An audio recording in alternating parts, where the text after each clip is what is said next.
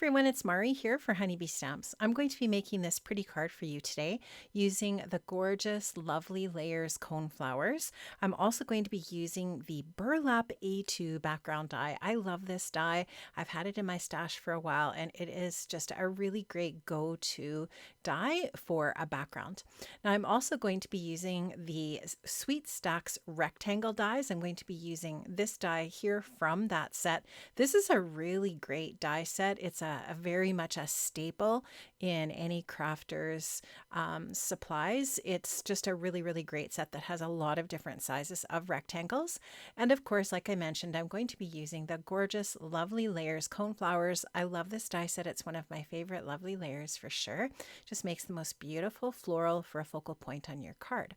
I'm going to just pick up all of these dies with my Spellbinders magnet. I love this tool and I will link this tool in the description box below because it is fantastic. And here you can see I have an A2 size top folding white card base for my project today. And I also have a piece of really pretty teal cardstock that I have trimmed down with that Sweet Stacks rectangle die that I showed you earlier.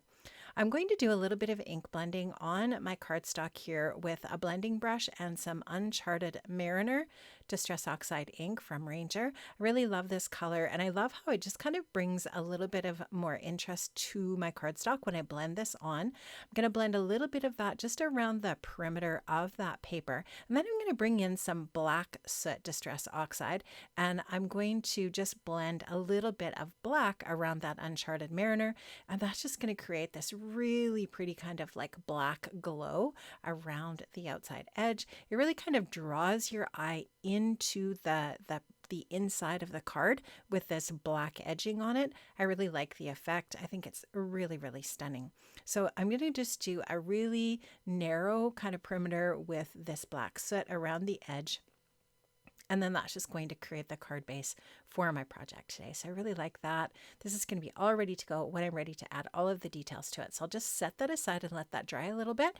And meanwhile, I have die cut out my coneflower pieces from white cardstock, and I'm going to do a little bit of ink blending here. I'm starting off with Peacock Feathers Distress Oxide ink, and I'm just going to blend around the edges and where there's embossing or etching on that die. So each one of these dies will create some little lines on the paper when you die cut them, and those little lined areas with that embossing, those embossed lines on them, is where that is going to really show when you layer this together. Now I did want to do a little bit of distressing with this as well, so I spritzed it with some water and then absorbed the excess with my flower sackcloth there. And I'm also going to do kind of like some little fine water drops as well with a fine watercolor brush. And then I'll just dry that with my heat tool and set that piece aside. And I'll do this exact same thing with every one of the other layers of the coneflower except the leaves. So just the bloom part, I'm going to do the same technique for doing the blending. Now I'm also going to add a little bit of speckled egg. So I'm using a combination of both the peacock feathers and speckled egg for the blending on the bloom. So I'll just show that here with this particular bloom here, and I'll talk about that. You'll just see I'm going in with the peacock feathers around the edge, and then I'll go in with the speckled egg a little bit more towards the center. And it just kind of like blends those colors together, but it also, and it's just sort of like a variation in color. And I like varying the colors when I'm blending on the Lovely Layers layers. I think it just makes them look a little bit more interesting and perhaps even more a little realistic. I just really like that look. And again, I'm going to splatter with the water just like I did with the first layer. And I do that with every one of the layers. Then when I'm all finished with the drying process for the different layers, I go in now with my top layer of my coneflower. And once I've got the outer edges blended together, I'm going to go in with some wild honey. This is one of my favorite distress colors. I love it. I'm going in with the wild honey for the center of the flower, so the top of the coneflower. I'll just go ahead and ink up all three of those different layers of that center and then set that aside. Now the leaves, I'm using a combination of three different greens. I'm using old paper, peeled paint, and crushed olive. And I'm just trying to, again, vary the colors of green here just to make the leaves look a little bit more interesting and a little bit more realistic. Give them a little bit of depth and dimension in that way. You can just see there's some lights and darks on the leaves.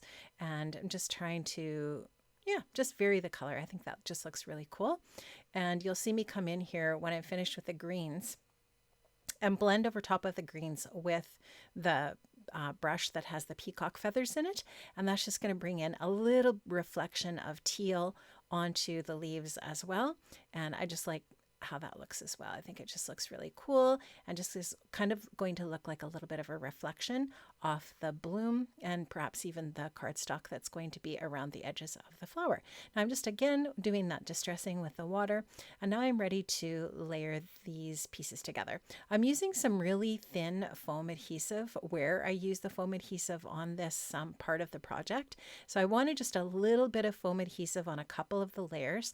So the first and second layer, the top and then the next layer of the center of the coneflower here, I did bump that up with some foam adhesive, and then I put some liquid adhesive down after that. And then here for this first layer of the bloom with the flower petals, I'm going to bump this one up with foam adhesive as well. And so not a lot of foam adhesive in the layers of the flower blossom, just a couple of different foam layers to give it that little bit more dimension. And then otherwise just going ahead in with my honeybee liquid adhesive and adhering the different layers together. Now I am of course using my tweezers to help me out with this process where needed.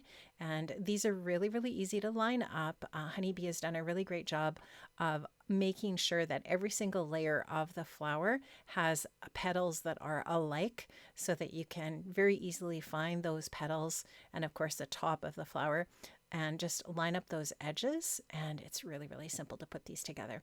How gorgeous is that little coneflower? I love the combination of the yellows and those beautiful teals and blues. And I'm just going to come in with a little bit of rusty hinge and just darken up the top of the center of the flower a little bit. And then I will blend that out with some wild honey with the wild honey brush also. So you'll just see me here going in with another brush, just making sure that there's no lines there. And now I'm going in with the Uncharted Mariner, and I'm just going to add a little bit of that to the edges. And if you see photos of this project in social media, oftentimes when you photograph a project, the colors don't come out quite like they actually are in real life. So hopefully you are able to see what these colors really look like on the video here. Now I'm going to do some splattering. I have the pieces in my splat box. I'm splattering with some, I think it's cheddar. This is Dina Wakley gloss spray. So I've used the cheddar. I'm using kind of a teal color of gloss spray and some white, but I'm also using my Honeybee Stamps Bee Shimmery liquid watercolor. I love this stuff. I could use this on absolutely everything. It is such a gorgeous product. And the Bee Shimmery is just going to add a little bit of sparkle and shine as well to this project. So the splatters just really add that extra little layer of detail to your project. I really think they elevate the blossom here really nicely and the leaves. And once that's all dry here, you can just see how cool that looks when those splatters are added on to the project as well. So with the water splatters and the distressing, the inks and the splatter, we really get this cool effect with these different die cut pieces. Now I'm ready to assemble my project. I'm going to go ahead in with my liquid adhesive here and adhere the teal colored card panel down to my cardstock. You can see that the square that I used for that slightly smaller than my base, so I have that nice white margin. Now I did take my burlap A2 cover piece that I die cut out of white cardstock, and I used my circle sweet stacks to die cut it into a circle. And I used my Bitty Buzzwords Fall die set. Oh my gosh, you guys, this is the best. These Bitty Buzzword sets are just the best sentiment sets because you can get a stamp and the coordinating dies, and the dies not only have this really gorgeous scripty die, but they also have the shadow layer, and there's tons of words in these sets. Make sure you check these out. I'm going to link to all of the Bitty Buzzword sets in the Honeybee shop, but the one that I chose here is the fall set and the word grateful. So you can see that I die cut the scripty word out of that same teal cardstock as my card front, and I adhered that onto a white shadow layer, and I really love how that looks. And I've bumped that up on a little bit of foam adhesive, some foam adhesive strips, and laid that down onto the bottom section of my card. And then I'm going to add some liquid adhesive onto my circle burlap background. And I really love how this turned out with that circle shape. And that's just going to be the focal point for my project. Now you could actually layer this onto a circle shape of cardstock if you wanted and bump that up on some foam adhesive. Lots of different ways that you could do this. I'm just going to fussy around a little bit here with arranging how I want my bloom and my leaves to look here. And you can totally die cut as many leaves as you want. You could put more than one coneflower on here if you wanted. Really, the sky's the limit. I really just wanted to keep mine simple. And so I'm just going to take a little bit of press and seal plastic wrap. I don't know why I chose such a large piece, but anyways, that's just going to hold everything together while I put some foam adhesive onto the back.